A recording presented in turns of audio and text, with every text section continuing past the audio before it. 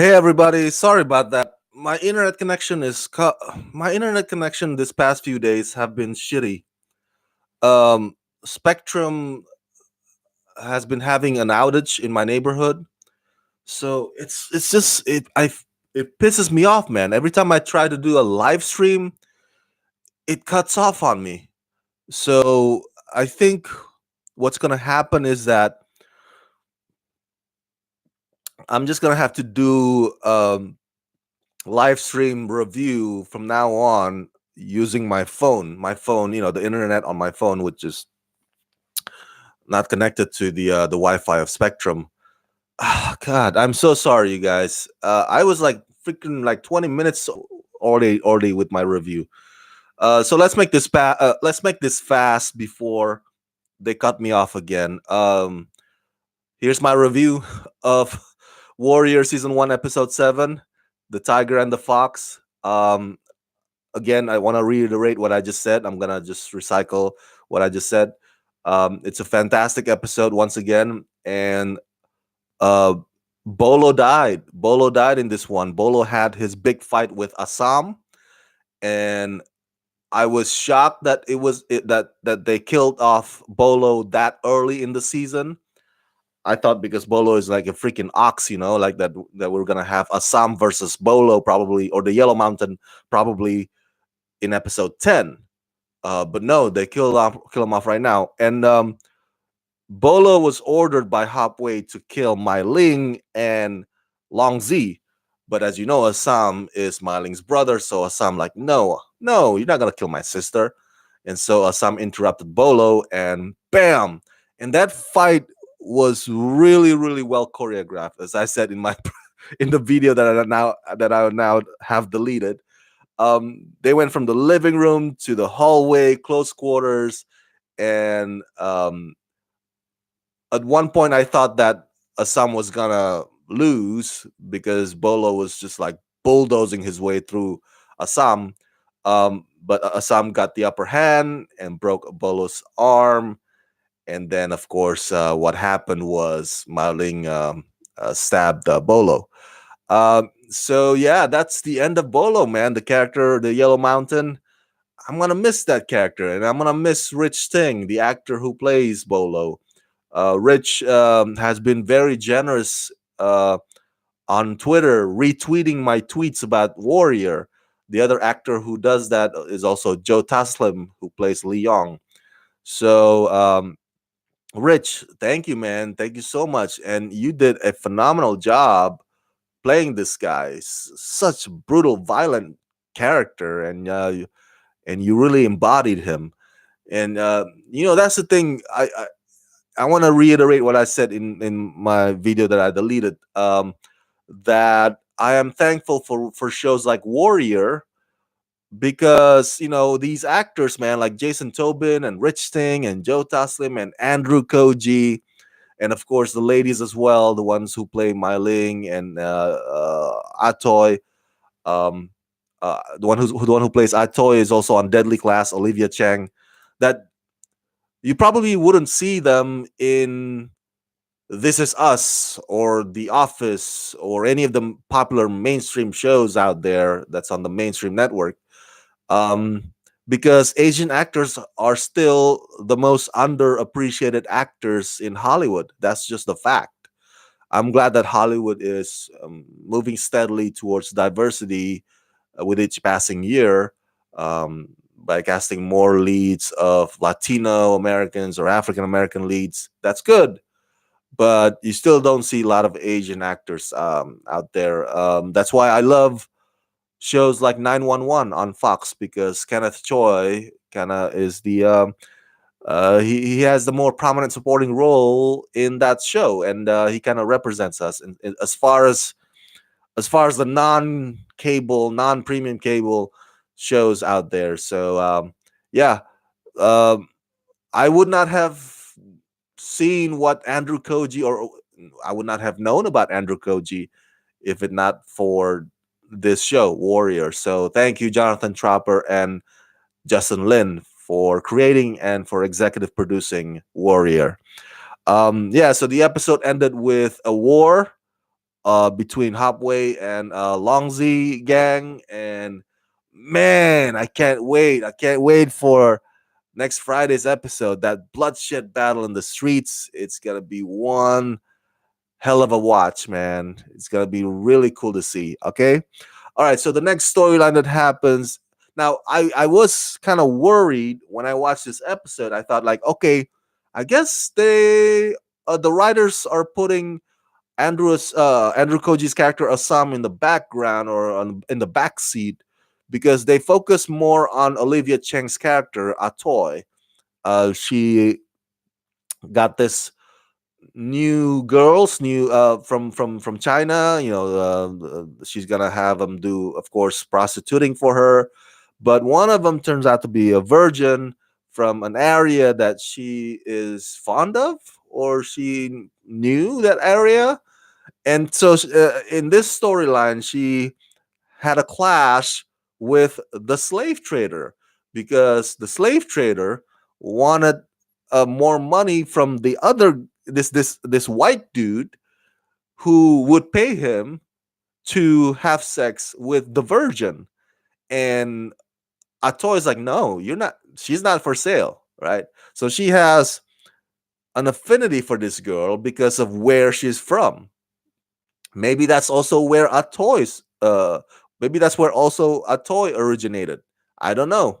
Um so this storyline allows us to explore a bit about Atoy, and my reaction to that is I like, because I'm a big fan of Olivia Cheng in Deadly Class. That's also another show that has a pretty solid Asian representation. To see her in this character that's so badass that she has a commanding presence, this Atoy, is so rewarding, man, as a fan of Olivia Chang. And at one point she's like, damn, stabs the slave trader's hand onto a wall, and then kind of shouts at the white dude that wants to screw the virgin. um it's like, this is my house, my rules, right? I was like, yes, yes, you go, girl. um Goes to show that this show, even though it's still testosterone dominated kind of show, we see some strong solid female characters in Atoy and Mai Ling and Penelope Blake. um they are not ones to mess with. They are not ones for you to mess with. All right. And they know how to manipulate, they know how to play the game, they know how to win the game. So um I think that's what I get from this storyline. It may not it may not necessarily have an integral factor in the whole Tong Wars. It seems like a separate storyline from the battle that's happening or about to happen on the streets. But I think it's the writer's way of showing to you, like, hey, Warrior show has strong female characters, and here's one of them. And man, they really don't they they don't hold back in showing you that. That's what I'm trying to say. The other storyline involves Lee. Uh, the episode also explores a bit about Lee's background. And was I curious though about Lee's background? I gotta be honest with you. I actually wasn't. Um, I like that he's an idealist, that he's a good guy. I know that previous episodes kind of hinted that there was somebody on the side or the next to his bed lying with him, like some kind of ghost, like maybe a memory. So now we know who that somebody is. It was this African American lady that he fell in love with in the South, but of course everybody in the South was racist except Lee. And so Lee's cousins try to get their hand on his lady, and in the process they killed her.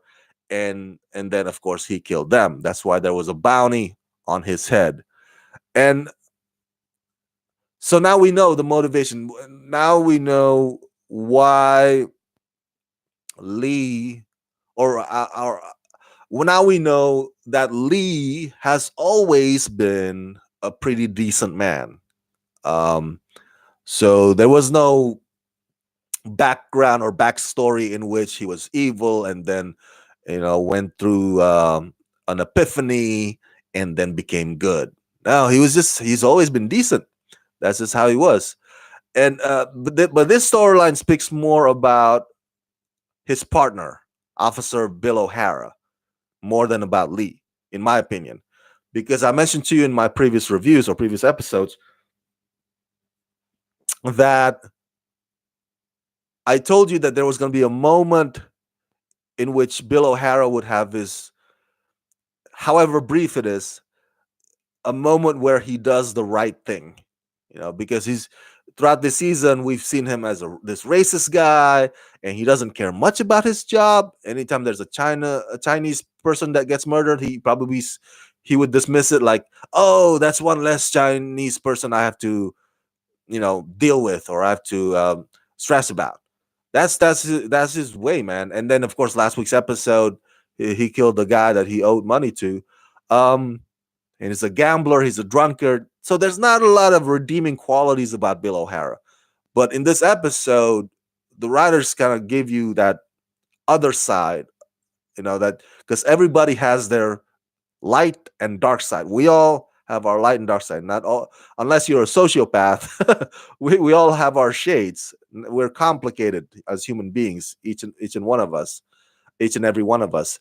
So the episode gives you that tonight, where he, for 1 second, he actually does the right thing, and um, he says to Lee like, "Hey, you did the right thing, no matter how effed up uh, you went about it." And so Bill O'Hara himself, by beating up on that bounty hunter, did the right thing via the wrong way going about it. so so he kind of lived up to his own creed or words, like, hey, um, even if your way of doing the right thing is shady, you're still doing the right thing. um, so this, I think, moving forward will solidify their partnership. I don't know. I still, Lee is the idolist, and Bill O'Hara is like, uh, the redeeming quality about Bill O'Hara is like, hey, to Lee, like, you're one of us. You're one of us. And that's the thing with this show, Warrior. Everybody belongs to a team or a clique, right? Hopway, Longzy, um, and Atoy with the whorehouse. She's like, hey, it's my house, my rules, my girls. If you mess with my girls, you mess with me. And of course, with Bill O'Hara, hey, you mess with my partner, with one of us, one of the cops, you mess with us. So the show has that feel or sense of, um, I guess you could say, uh, cliques or belonging to, like, to a certain group. And we as human beings, like, we find that to be something that's a basic need. We have to be part of some group, and that's a good thing, because you need to have somebody watch your back. It's a freaking doggy dog world out there. um and so I don't know if this is gonna lead to Lee and Bill O'Hara to fully trust one another. I don't know. I think there's gonna. My thought is, or my theory is, that there's still gonna be complication between them when it comes to doing right thing and doing wrong thing. But we'll see. We'll see. This definitely, though, makes Lee feel like, oh my god, I owe Bill now, so he owes Bill one. And so there's that hanging over his head. Lastly, I want to also discuss real quick about Mai Ling killing Longzi. I actually saw that coming. I knew that Mai Ling wanted power and wanted to expand her power. I thought that Dustin Nguyen's character was gonna be the one killing Longzi, but Miley killing Longzi also makes sense. But juxtapose that with Young Jun, Jason Tobin's character, the son of Father Jun, the leader of Hopway. Young Jun at one point in this episode says, "Hey, it's our time." So Myling says to Joe Taslim's character, "It's our time." So they both said that it's our time, but Young Jun would never come to that realization by way of assassinating his father. Never. Whereas Mai Ling, you can categorize that as a secret coup d'état, if you will. She kills her own leader to gain power and to rally the troops for war. And yeah, that's a coup d'état to me. Um, Power grab, if you will, by way of violence or force. Youngjun would never do that. So that's the difference. I think that's one of the few redeeming qualities about Youngjun. And Youngjun is one of my favorite characters on this show.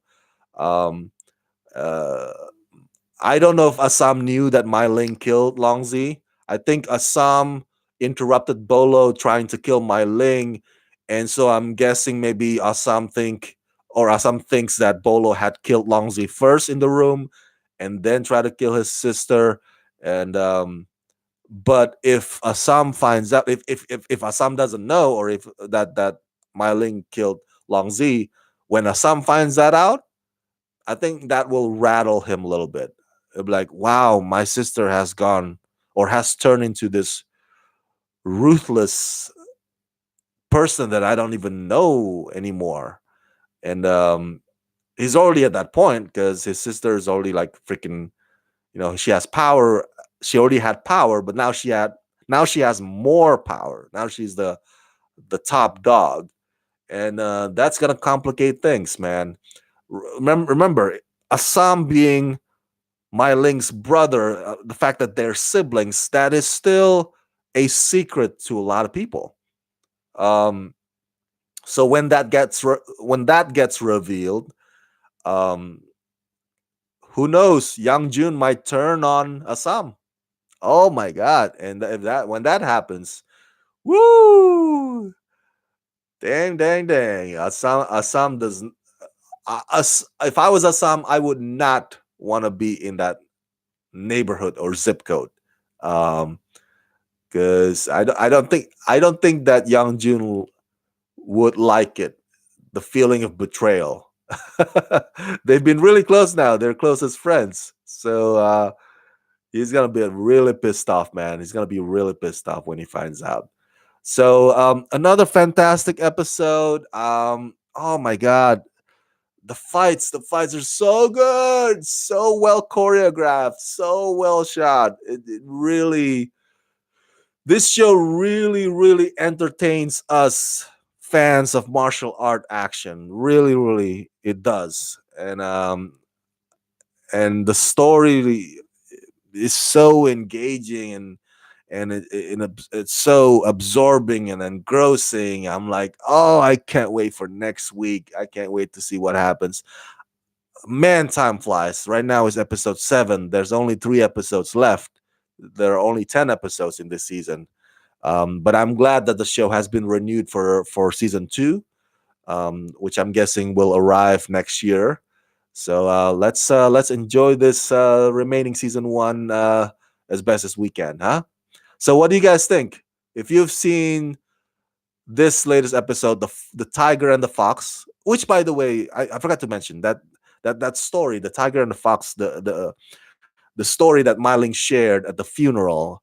Um, I I think I've heard that story before, but it's not as it's not as well told. No, not well told. It's not as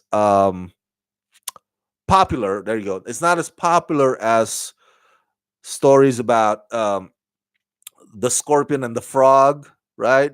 There's another story about two animals, tortoise and the rabbit, the race. The Tiger and the Fox. I think I've heard that one too before. So I I was kind of like amused when I heard Myling share that story or as a way to rally the troops. I was like, okay, I guess that kind of fits. It's like, let's show them who the tiger really is, to all these foxes. She looks down on the highway as this bunch of foxes. Um, I think I guess it fits into the to the arc. But yeah, it's interesting to hear that story again. Different from, of course, the tortoise and the rabbit and the scorpion and the frog. Very different, of course. So, what do you guys think of this episode? If you've seen it, do you agree or disagree with my assessment? Let me know your thoughts in the comment section down below. And as always, subscribe to my channel, press that like button, and ring that bell. If you can help support this channel, please do so at patreon.com/ramascreen. Right now is Saturday morning, May 18th. I got to get ready for Comic Con Revolution. Stay tuned, okay, for my coverage from that event. Let's rock this.